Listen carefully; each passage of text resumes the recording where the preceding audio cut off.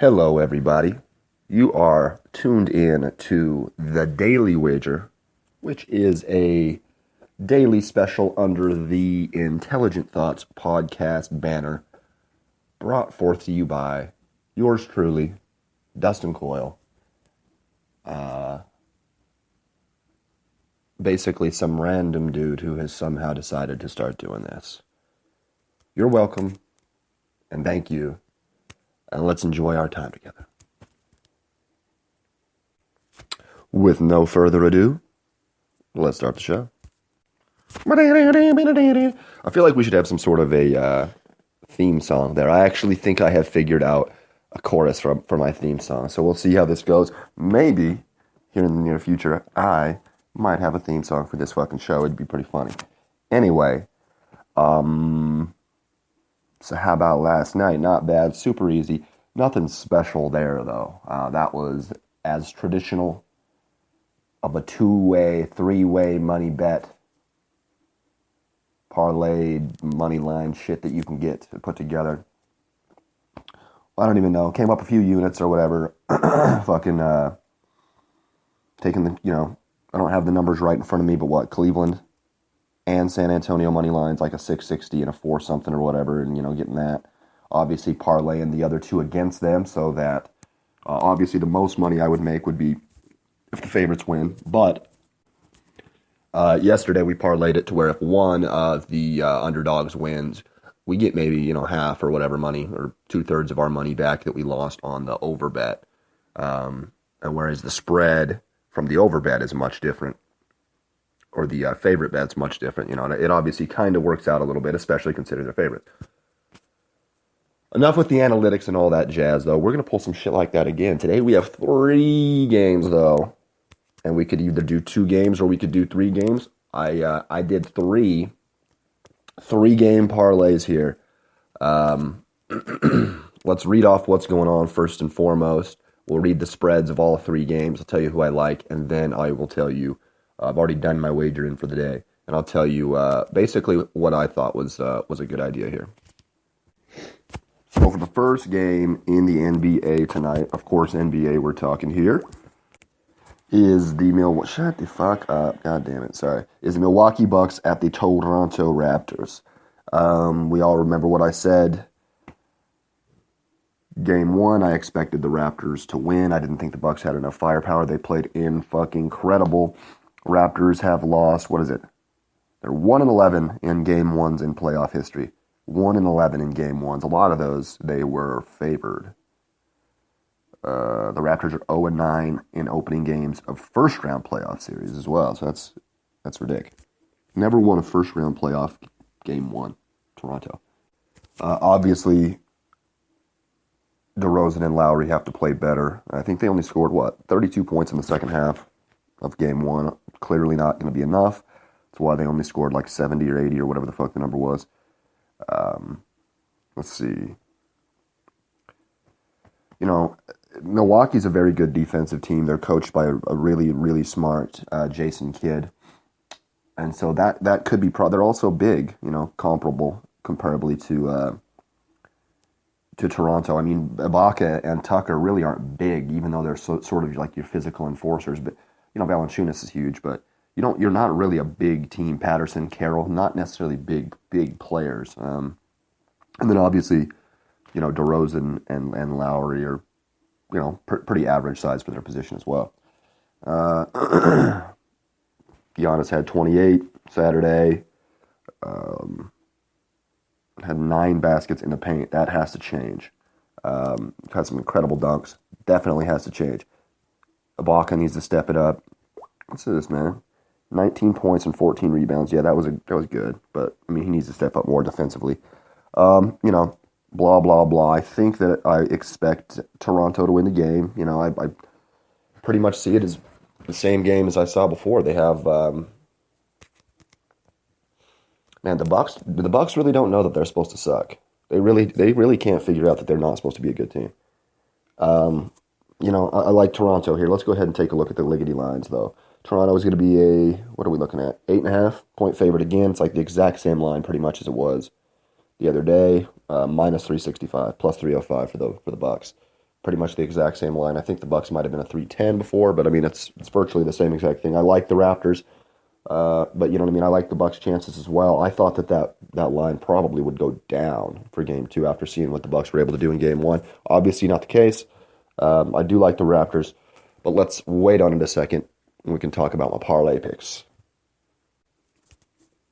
That first game going to be on NBA TV. The second game, 6 o'clock. Well, that first game at 5 o'clock on NBA TV. Don't know why they don't stagger it properly. This one, 6 o'clock, TNT. Another one that featured an upset in Game 1. Chicago at Boston. Oops. What is this button? Push this button here. Whoa. Yeah, Isaiah Thomas is going to be flying home, to Tacoma, Washington tomorrow. Yes, to join his family, after the death of his younger sister. I think we all heard about that. She unfortunately died in a one-car accident 3 days ago.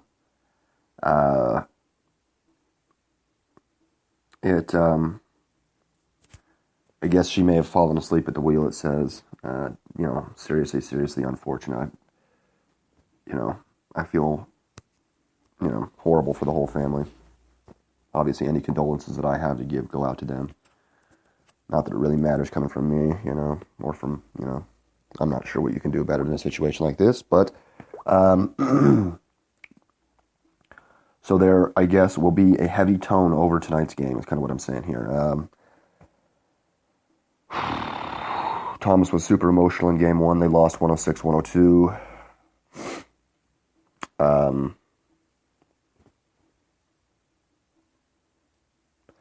Put up 33. Chicago had 20 offensive rebounds. That obviously can't happen. In order for Boston to win, they won their 8th in the last 11 games. Somehow Bobby Portis comes off the bench. In 29 minutes, he puts up 19 points, 9 boards, 3 assists, 2 blocks. Plays fantastic. Robin Lopez gets 8 offensive fucking rebounds. Jimmy Butler wants to guard Isaiah. He's worried that that's going to take too much out of it. Coach Fred Hoiberg, Bulls coach, is thinking that might take too much out of Jimmy Butler to guard Isaiah and then have to come back on the other end and score. I don't know. I think it's not a bad idea. Rondo's a long fuck. Put him on I don't know. A few different options there. I do like Boston to win the game. Let's go ahead and take a look at the spread here. And this one actually has been moving in favor of the Chicago Bulls. Let me refresh it just to see if it changed at all since I looked at it a couple of minutes ago. We have the same. So basically, when I made my wager earlier, Boston was a minus 350. Bulls were a plus 290. Now minus 315 for the Celtics, plus 265 for Chicago. This would actually just slightly eliminate the risk that I'm going to talk about, these parlays. A little bit less upside, but a little bit less risk also. I do like Boston at home this time. Chicago looked really good, though. What is it, Sunday or whatever? Still thought Boston was going to win that game. Yeah. Alrighty, we move on to the third game of the evening. What time? 8:30? Am I right? 8:30 p.m. TNT. Utah at the Clippers. Utah won Game 1, 97-95. That was a pretty damn good game. The bad thing for Utah, obviously we talked about this. Rudy Gobert goes down 17 seconds into the game. He's not going to play today. It didn't stop them from winning the first game. Joe Johnson had that game-winning shot. They had a lot of people step up in the absence of Rudy. Chris Paul had 25, 11 assists, 7 rebounds. Redick only had 7 points, only took 6 shots. That's definitely not going to be good enough. Johnson had 21 off the bench for Utah. The Utah bench outscored the Clippers bench 47-20. That's obviously something that can't happen. Especially the Clippers have a pretty good scoring bench. Blake Griffin had just 6 points in the second half. Just 2 points in the fourth quarter. Um, Basically, the Jazz are going to try to slow the game down, make it defensive. Um, the Clips are going to try to speed it up and get a lot of points. They're going to be playing without Austin Rivers. Again, strained left hamstring for him. Probably won't be available until Game 3. Obviously, without Rudy Gobert, I expect I would be very shocked to see Utah go 2-0 in Los Angeles, especially winning both games without Rudy Gobert. So, I think that the Clips are going to win this game, needless to say. Here we go. They're a 9.5-point favorite, minus 435 for them, plus 365 for the Utah Jazz. All right, so this is where we get into the fun shit.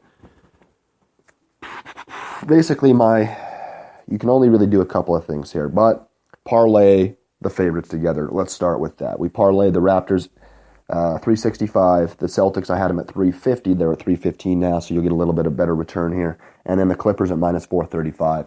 If all three of them win, I got like a little better than even money. So I think let's say I bet $10. I think it was like 1150 winning back. So a little bit better than even money if all three favorites win. And that sounded pretty good there. I think I went and put like 70 or something like that on the three favorites winning. They win like, whatever the number is, 78 or whatever it was.